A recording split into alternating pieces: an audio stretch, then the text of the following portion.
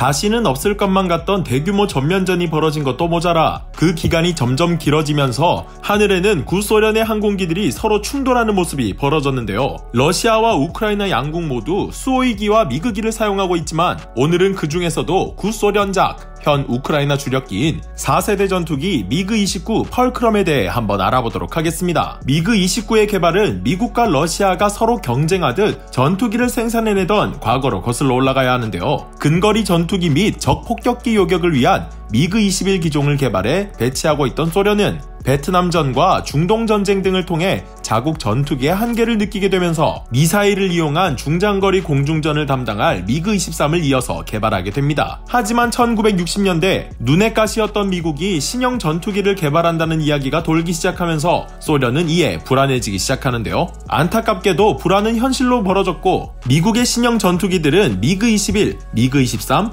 미그-25를 학살하며 전장을 휘저었다고 합니다. 그래도 다행인 것은 소련이 미그-29 개발을 계획한 때가 미그-23이 실전 배치되기 전인 1969년이었다는 점인데요. 이에 소련은 1971년부터 본격적으로 미그-29 설계를 시작하게 됩니다. 당시 미그-29는 서방 설계 사상의 영향을 받았지만 미그-21과 미그-25의 단점을 그대로 이어받을 수밖에 없었는데 이를 알 리 없던 서방 국가는 미그-29가 그저 공포의 대상이자 미지의 대상일 뿐이었기에 한동안 미그-29는 등장만으로도 서방 국가의 위협적인 존재였다고 합니다. 하지만 모두가 알다시피 소련의 전투기는 그저 서방 국가의 환상일 뿐 그 실체는 미국의 전투기에 비할 바가 못 되었는데요. 미그-29는 전반적으로 수호-27의 형상과 유사했는데 날개와 동체의 구분이 모호한 블렌디드 윙바디 형태를 가지고 있었으며 후테익 형태의 주익에 대형 스트레이크를 조합한 특징을 가지고 있었습니다. 전투기에 실질적인 영향을 미치는 전투기의 심장인 엔진은 RD-33 터보팬을 채택하여 뛰어난 연비와 추력으로 미그-29 기체에 뛰어난 운동성과 가속력을 부여했는데요. 하지만 그에 비해 짧은 수명 등의 문제로 소련은 엔진을 개선해야 했고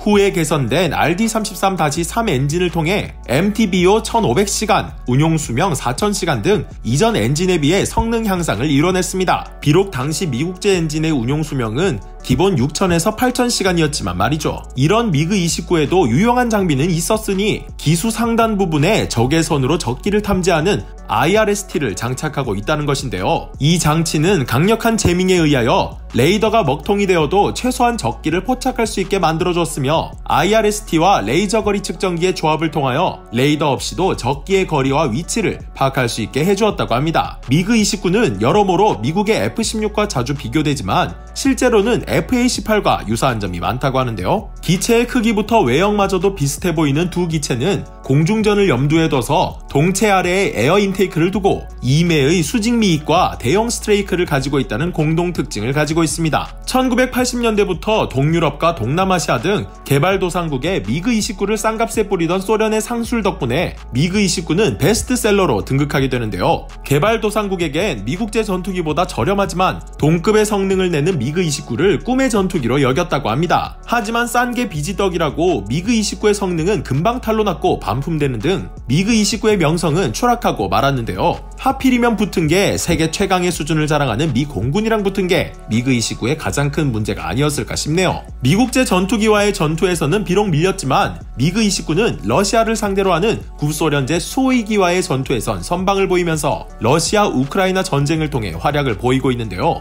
여러분들은 오늘 소개해드린 미그-29에 대해 어떻게 생각하시나요?